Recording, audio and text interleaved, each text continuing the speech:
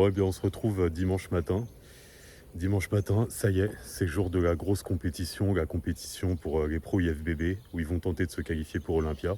Donc là, bah, ils sont partis, il est quoi? Il est 8 heures, je sais pas trop. Ils sont partis, donc Philippe, Ali, Jesse et Stéphane est encore là parce que lui, en classique physique, il passe plus tard. Mais donc ils sont partis à Kessan sur le lieu de la compétition pour le tannage, se préparer. Et nous, on va pas tarder à y aller également pour aller voir tout ça. Donc ça va être vraiment une journée très, très intense, je pense.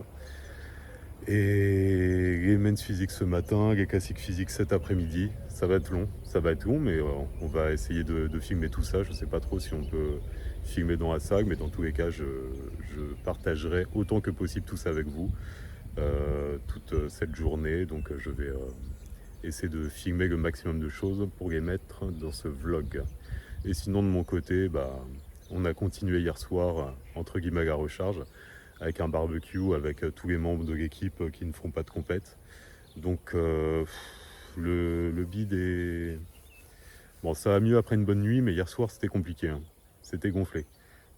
C'était pas vraiment présentable. On était loin de la taille rentrée des dernières photos. Mais bon, c'est le jeu d'après-compète, comme d'habitude. Bon, allez, sur ce, je vous laisse et on se retrouve tout à l'heure. Bon, il y a du vent, mais je vais tenter quand même en extérieur parce que c'est toujours plus agréable et plus sympa. Quelle journée!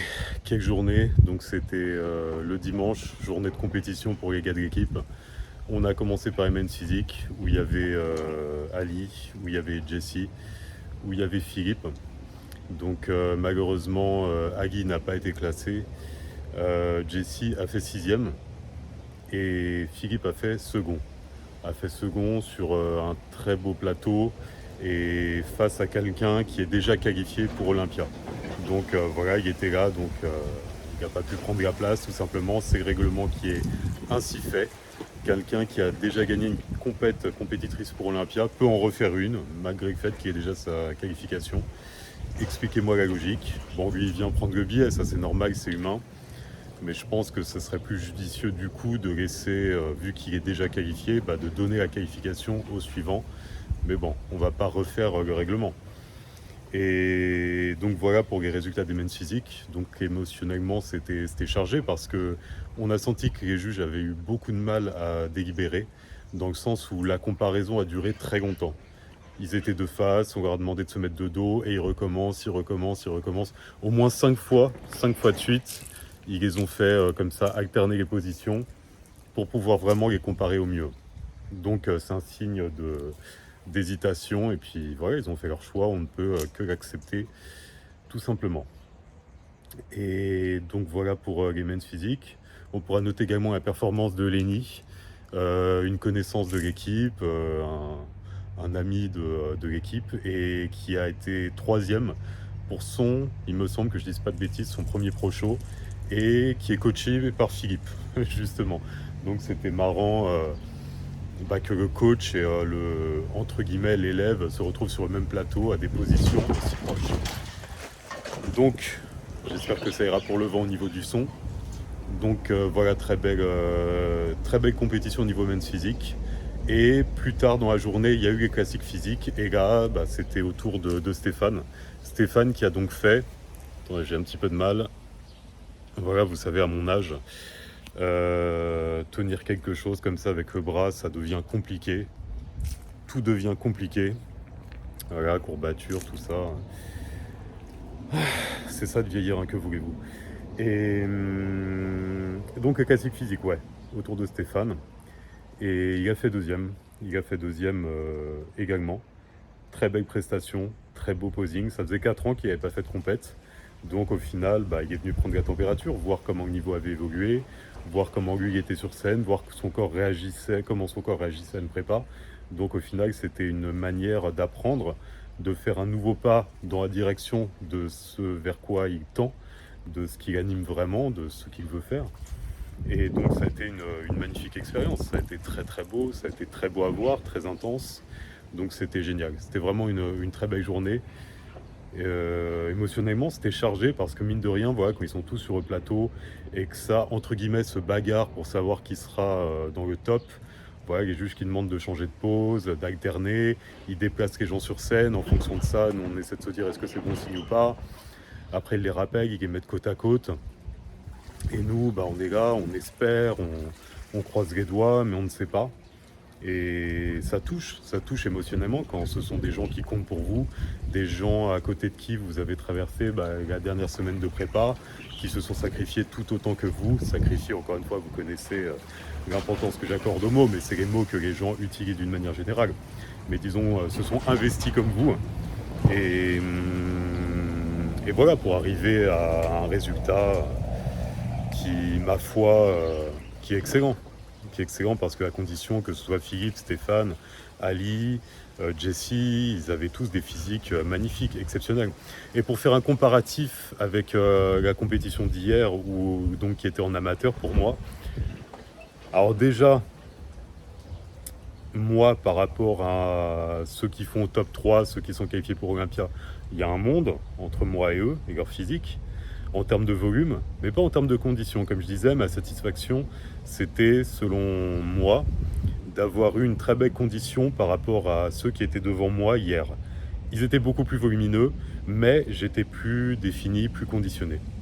Par contre, aujourd'hui, alors eux, c'est même pas 5, 8 kilos qui me mettaient dans la gueule, c'est 15 kilos, 20 kilos, ils étaient tous mais énormes et hyper conditionnés. Donc là, c'est clairement encore un autre niveau, le niveau pro, hein, tout simplement. Et donc les gars, ils sont ronds, ils sont pleins, ils sont denses, ils sont découpés, les abdos, les dentelés, enfin il y a tout qui ressort. C'était magnifique. C'était magnifique, les men's physiques, ils étaient vraiment très très beaux. Et vraiment des beaux physiques. Et comme je dis toujours, c'est autre chose de voir en vrai par rapport au réseau. Parce que les réseaux, voilà, le mec est tout seul devant sa glace, éclairage favorable, les meilleures poses du monde. Il y en a beaucoup qui rentrent très très bien, mais les voir à côté des autres, du coup, ça nous ramène à la réalité. Des fois, quelqu'un qu'on trouvait vraiment exceptionnel sur les réseaux, pareil, limite, alors avec des gros guillemets, fade comparativement aux autres, et inversement, quelqu'un qui ne payait pas de mine en photo, à côté des autres, il rend super bien. Donc c'est intéressant à voir de ce côté-là. Après, sinon, la compète en elle-même, bien organisée, c'était assez carré. Après, c'est juste que l'ordre n'était pas comme hier où on faisait passer notre catégorie, on faisait les remises des prix tout de suite derrière. Là, en fait, ils alternaient. Ils alternaient dans le sens où on a eu d'abord un premier passage de men's physique. Après, on a eu ce qu'on appelle les 212, donc c'est une limite de poids, 212 livres. Donc c'est des body, en fait, c'est des bodybuilders, mais plus légers. Après, je crois qu'on a eu une catégorie féminine et après, on est revenu sur les men's physiques pour découvrir le top 5 et le classement final. Donc, ça nous faisait beaucoup attendre et ça fait la même chose pour les classiques physiques. Donc, au final, on a été là-bas pour 9 heures et on est rentré ici, il était quasiment 19 heures. Donc, ça nous a pris la journée. Mais voilà, c'était quand même une très belle journée, riche en émotions, en belles expériences. Et là, vous savez ce qui se passe après une compète, hein. C'est l'heure du cheat meal. Alors il y en a qui sont très fatigués, ils vont peut-être pas tous venir, on va voir au final combien on sera. Mais dans tous les cas, je vais filmer ça. Et disons que le gros cheat meal officiel, ça sera demain midi avec le brunch où on a été justement pour ma sortie de scène. Vu que tout le monde n'a pas pu y aller et que c'était vraiment très très bon, on va y aller avec toute l'équipe demain. Et là, normalement, tout sera là. Donc, après ce coup de vent, je vais vous dire à tout à l'heure pour le cheat meal dans un restaurant, un steakhouse. Donc je pense que ça va être un projet très intéressant.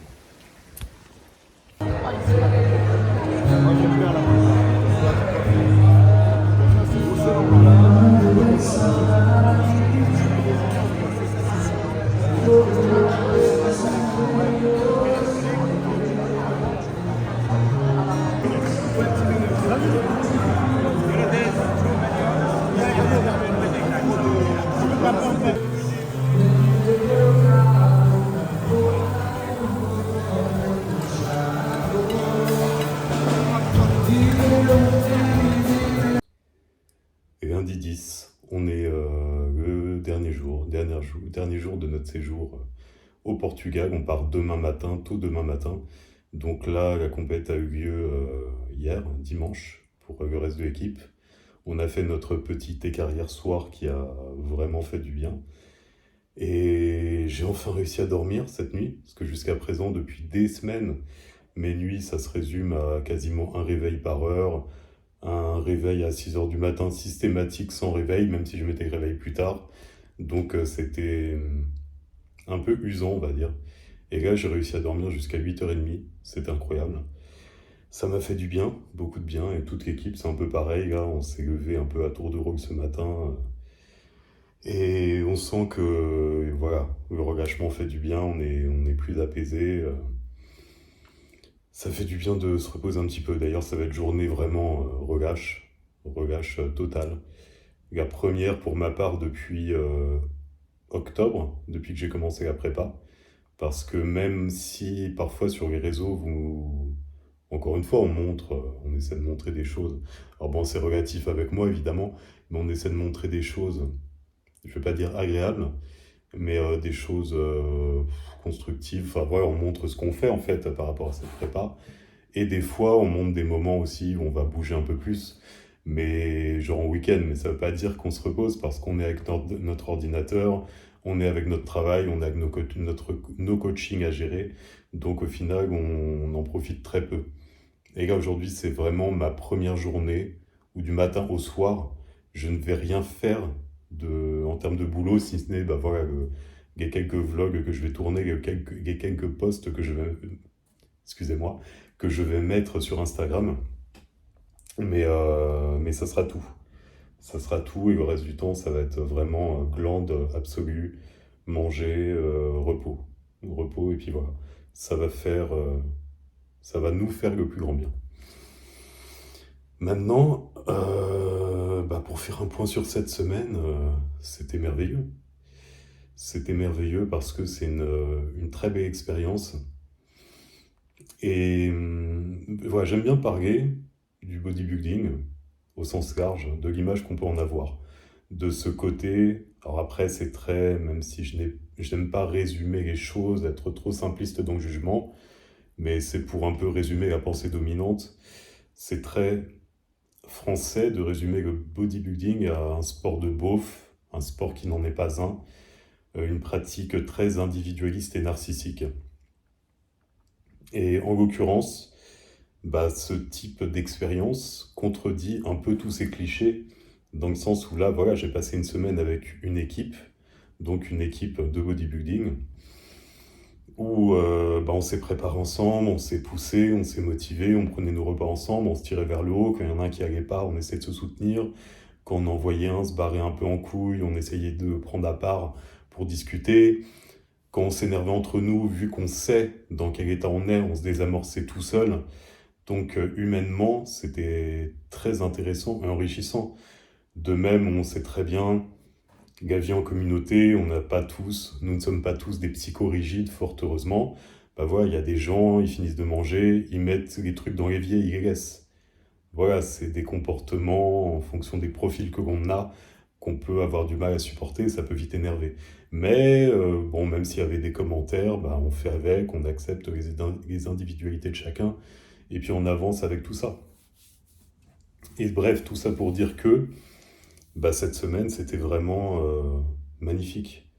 Magnifique parce que au sein de cette équipe, on est tous des profils différents. Alors déjà physiquement, hein, vous avez pu le voir, des cultures différentes, des états d'esprit différents, tous réunis à travers la même passion. Mais au-delà de ça, même si on pratique la même passion, ce que j'ai trouvé génial, c'est que quand on est entre nous, on parle très peu de bodybuilding. Parce qu'on s'en fout, en fait. On fait que ça, déjà, à travers nos journées. Donc, à travers nos boulots, à travers les réseaux, on s'informe, on est au courant et tout. Mais quand on est entre nous, si ce n'est pendant les entraînements, autour, les repas, les trucs comme ça, mais ça représente même pas 10% de nos conversations. Ça va être vraiment juste les jours de compète ou ce genre de choses. Et le reste du temps, on va parler de tout et n'importe quoi. Mais quand je dis de tout et n'importe quoi, c'est ça que j'adore avec cette équipe. Ça peut passer de des discussions les plus basiques de beauf lambda, que vous pourriez juger discussions de beauf, sur des choses très primaires, jusqu'à des conversations qu'on a eues sur l'esprit, sur le mental, sur la réussite entre guillemets, sur le bien-être, sur la philosophie. On a parlé de philosophie perse, vous imaginez avec qui, mais même avec d'autres, des profils parfois dans l'équipe que vous ne soupçonnez pas, eh bien on va parler de ce genre de choses, de psychologie, de manière de voir les choses, chacun avec notre langage, mais on va tous parler de ces thématiques-là et de nos visions, et s'enrichir mutuellement. Hier, on discutait de choses entre nous, de rapports humains, de on devrait peut-être dire telle chose à telle personne. Et moi, j'étais parti sur une idée, et il y en a un autre qui m'a présenté les choses sous une vision différente, avec d'autres arguments. Et j'ai fini par lui dire, mais oui, t'as raison, je suis d'accord avec toi. Ma vision des choses était un peu trop frontale, et ta vision est plus pertinente et plus intelligente. Et on s'enrichit tous mutuellement. Et c'est ça qu'on a fait cette semaine au final. Au-delà du body, oui, on va en salle, on se prend en photo, on est torse nu, ok. Ça, mais c'est une part infime de ce qu'on fait. Et c'est lié à notre travail, encore une fois. On s'en fout, en fait, dans le fond, de notre physique, d'être torse nu, de l'attention, tout ça. On est parti dans un système où on essaie de vivre de notre passion, donc on paye le prix pour ça. Donc je suis là en train de faire le guignol devant une caméra, on se prend en photo en salle, on est torse nu en salle, ok d'accord, bah oui c'est notre métier, entre guillemets. Alors moi mon métier c'est pas compétiteur, mais c'est un petit plus pour l'exposition à travers mon métier, c'est juste ça. Et, euh, et donc voilà ce qu'on a fait de cette semaine, ce qui en ressort. C'est énormément de choses positives qui font beaucoup de bien. C'était vraiment une expérience magnifique. Et vraiment, ce qui est très enrichissant, encore une fois, c'est cette multiplicité dans les profils, et le fait vraiment qu'on soit tous différents, et on s'enrichit de tout ça. C'est pas le truc cliché du ouais, les cultures qui s'enrichissent. Non, parce que des fois, il y a des choses complètement antinomiques. Si psychologiquement, les personnes ne sont pas dans le partage, dans la compréhension, même dans le recul eux-mêmes par rapport à ce qu'ils sont, ça part au clash. Alors que là, on est avec des gens réfléchis, des gens qui font preuve de bon sens, qui ont du recul sur eux-mêmes. Et là, on peut avoir des discussions enrichissantes et constructives qui permettent d'avancer. Et qu'est-ce que ça fait du bien? Qu'est-ce que ça fait du bien d'être dans autre chose que la critique ambiance, que la négativité, que le conditionnement vers le bas, le nivellement vers le bas, ce genre de choses. Et là, c'était complètement différent. Donc c'était une période difficile par rapport à la diète qui est serrée, la fatigue, le cumul. La dernière semaine d'une préparation, c'est vraiment le plus compliqué parce qu'on pousse le corps dans les extrêmes et donc par extension le mental. Et là, qu'on soit tous ensemble, ben, on s'est soutenus, on s'est motivés, on s'est maintenu la tête hors de l'eau, on s'est poussé. C'était génial, c'était génial. C'est vraiment que du positif cette expérience. C'est tout ce qu'on peut en retenir. Et donc, essayer de briser cette image alors qui n'est pas aidée évidemment par beaucoup de pratiquants, mais il ne faut pas faire de, de certains profils une généralité absolue, même si c'est vrai qu'il y en a beaucoup comme ça, qui sont dans le narcissisme pur, qui sont dans le côté très beauf et bourrin de leur rapport à la musculation. C'est pas le cas pour tout le monde. Et c'est pas parce que vous voyez une attitude comme un mec qui se filme dans une salle qu'il le fait uniquement par narcissisme. Moi, quand je le fais, j'en ai strictement rien à faire, encore une fois, des likes, de la validation que je vais avoir. C'est plus pour montrer comment je m'entraîne, comment je fais mes mouvements et ma vision par extension du body. C'est juste du partage. C'est pas ouais, regardez-moi, soyez attentif à ce que je fais. C'est un petit plus professionnel par rapport à mon métier de coaching. C'est c'est une notion de partage et c'est une notion professionnelle aussi. C'est ça qui m'intéresse et c'est pour ça que je fais les choses. Et c'est pour ça qu'on le fait également dans cette équipe. Ça fait partie d'un tout. Mais voilà pour ce premier axe de conclusion. Je vais en faire plusieurs, je pense, au cours de la journée. Bon, je suis revenu dehors parce que c'est quand même plus sympa. Après, on peut se dire, quelqu'un d'aussi solitaire que moi, qu'est-ce qu'il retrouve dans cette équipe avec des gens si différents? Au-delà de la passion qu'on partage, en fait, ce qui est très important pour les rapports humains, au final, pour que ça tienne sur le long terme, c'est avoir des valeurs communes en gros. Et mine de rien, dans cette équipe, on est un peu sur la même ligne directrice en termes de valeurs. Évidemment, tout ne va pas concorder à 100%, sinon ce serait chiant, tout simplement. Mais on est animé par les mêmes valeurs, grands principes, les mêmes grandes envies, notamment justement par rapport à tout ce qui est évolution, par rapport à nos développements respectifs.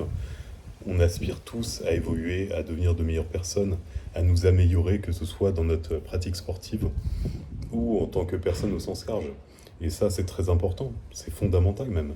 Que ce soit dans votre vie, dans votre environnement proche, votre famille, la personne avec qui vous êtes en couple, si ces gens ne partagent pas ce type de valeurs, mais vous n'évoluerez jamais. C'est triste même. C'est triste parce qu'elle vous ramènera systématiquement vers le bas.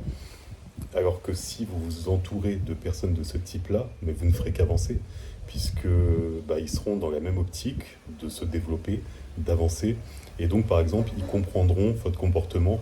Le, le simple fait de faire des compétitions, ça peut être complètement incompréhensible pour la majorité des gens, parce que les gens ne vont y voir que des privations, que des sacrifices, que des difficultés, alors que quelqu'un qui est dans une optique de développement, d'amélioration de soi,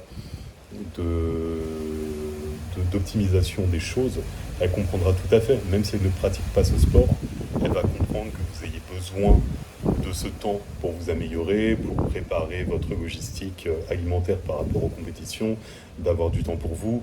Et au-delà du sport, justement, si vous êtes dans une optique d'amélioration continue, que ce soit, par exemple, vous voulez créer une entreprise, vous voulez exceller dans la pratique d'un instrument, dans un art, quel qu'il soit, vous aurez besoin d'énormément de temps pour ça, de concentration, de focalisation. Et donc, quelqu'un qui partage cette valeur-là vous laissera ce temps et comprendra. Et vous ne fera pas de reproches de type «Ah, mais on aurait pu sortir, on aurait pu faire ci, on aurait pu faire ça». Dans ce cas-là, fréquentez des gens qui ne veulent que ça. Mais quand vous êtes encore une fois dans cette démarche d'avancer, de progresser, surtout dans un début de process, malheureusement, il y a très peu de notions d'équilibre. Ça, encore une fois, l'équilibre, c'est mignon, c'est vendeur de penser qu'on peut tout faire en même temps. Mais malheureusement, pour rester par exemple dans le cadre d'une compétition, surtout les 3 derniers mois avant une compétition de préparation, il n'y a plus d'histoire d'équilibre, c'est juste impossible et c'est illogique. On ne peut pas avoir d'équilibre dans ces moments-là. Le reste de l'année, oui, on pourra, mais ces 3 derniers mois, en général, les sèches, ça, en fonction de d'où on part, ça va durer ce temps-là, tout du moins la transition vers la grosse sèche. Mais là, c'est focalisation extrême, donc il n'y a plus d'histoire de sortie, d'écart, de demi-mesure. C'est une vie dans l'excès pour atteindre cet objectif. Mais 3 mois, c'est rien, c'est insignifiant. Et ça, pareil, ça va être la même chose. Vous voulez créer un business, vous vous lancez dans l'auto-entrepreneuriat, mais vous croyez que vous allez être équilibré sur la première année de création de votre business, mais jamais de la vie. Vous n'allez faire que bosser, c'est fini les histoires de 35 heures, je travaille 5 jours, je me repose 2 jours. Non, et là, il n'y a pas quelqu'un qui vous envoie une fiche de paye avec un chèque chaque fin de mois. Tout repose sur vous et sur vos actions au quotidien. Et encore et toujours, vos résultats seront en adéquation de votre investissement. Donc c'est primordial d'être hyper focalisé. Et si vous êtes hyper focalisé, voire déséquilibré pendant les premières années de création de votre entreprise, pendant 1 an, 2 ans, tout dépend du temps que ça va prendre pour vraiment construire votre base de clientèle, on va dire, mais ça peut aller jusqu'à 3 ans, voire plus. Mais tout cet investissement ne sera pas vain, parce que après tout ça, une fois que ça roulera, vous pourrez trouver une forme d'équilibre. Mais au début, vous ne pouvez pas demander de l'équilibre, exiger de l'équilibre. Un process qui est complètement hors norme et qui demande un investissement total. Et pour la préparation, donc, c'est la même chose. C'est complètement la même chose. Vous êtes en sèche, vous ne pouvez pas avoir d'équilibre. C'est juste logique. De toute façon, votre corps est déréglé, votre mental est déréglé vu le manque de glucides. Donc, vous ne pourrez pas prendre de décisions vraiment objectives.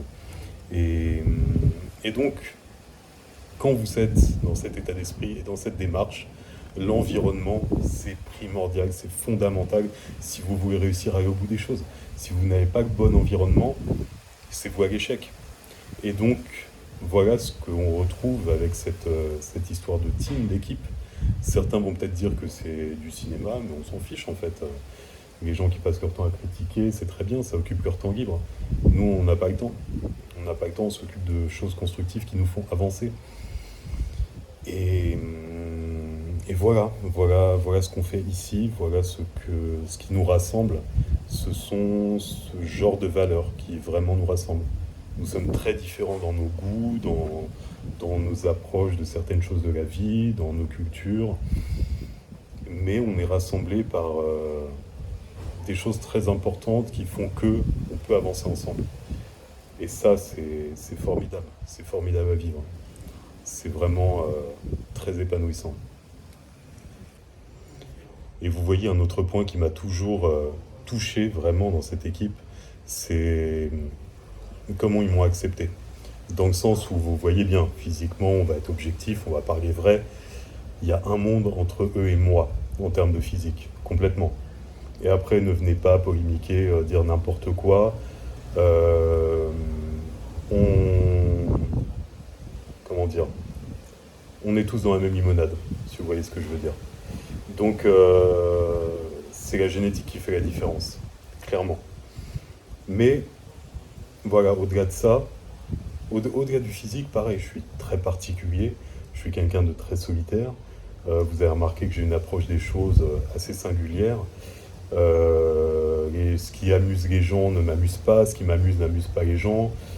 J'ai une définition de l'amusement, du fun très personnelle et qui correspond à très peu de monde. Mais peu importe, j'ai parfaitement, paradoxalement, trouvé ma place dans cette équipe. Et déjà, ce qui m'a énormément plu et touché, c'est que quand je suis arrivé, malgré la différence physique qui était encore plus criante à l'époque, mais ils me parlaient, ils me regardaient, ils me considéraient comme si j'étais au même niveau qu'eux. Et ça, vous pouvez pas savoir le bien que ça m'a fait, surtout à l'époque quand j'ai intégré l'équipe en 2017-2018. Donc je disais, ouais, à cette époque-là, c'était très important pour moi, donc vers 2017-2018, parce que vous voyez, dans ce milieu de la musculation, très dans le jugement, j'étais tout le temps rabaissé. Rabaissé par les gens, par le regard des gens, même par des commentaires frontaux, des sous-entendus. Ah bon, tu fais de la musculation, voilà, on était toujours en train de me faire comprendre que soit j'étais pas à ma place, soit physiquement je ressemblais à rien. C'était tout le temps comme ça. Et c'est un peu l'histoire de ma vie, de mon enfance, mon adolescence, où j'étais squelettique, et on me le faisait toujours remarquer.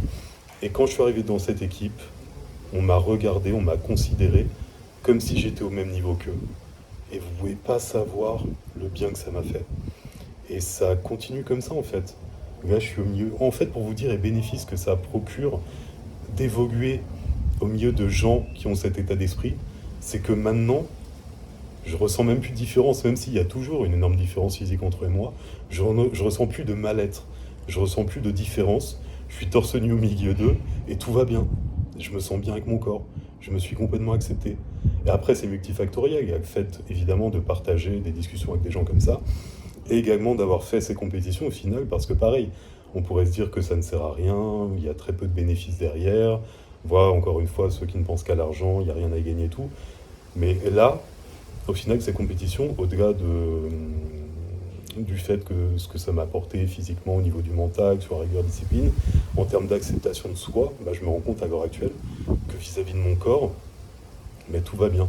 Tout va bien, je me regarde plus dans les miroirs, si ce n'est pour checker la condition par rapport à la scène, mais dans mon quotidien, je ne regarde plus, j'en ai rien à faire. Et là, vous voyez, je mets des t-shirts oversize. Avant, j'aurais jamais mis ça, parce que j'aurais l'impression de nager dedans, et donc on voit pas mon physique, et je suis tout maigre, et ça me gêne, j'en ai rien à faire maintenant. Là, je suis bien, je suis à l'aise, enfin, je suis serein par rapport à mon corps. Même là, voilà, depuis la compétition, bah, c'est écart sur écart, je dégrade la shape, et alors, c'est pas un problème. Je sais comment faire pour la récupérer, je la récupérer. Donc, donc voilà tout ce que ça apporte. Et ça, c'est inestimable.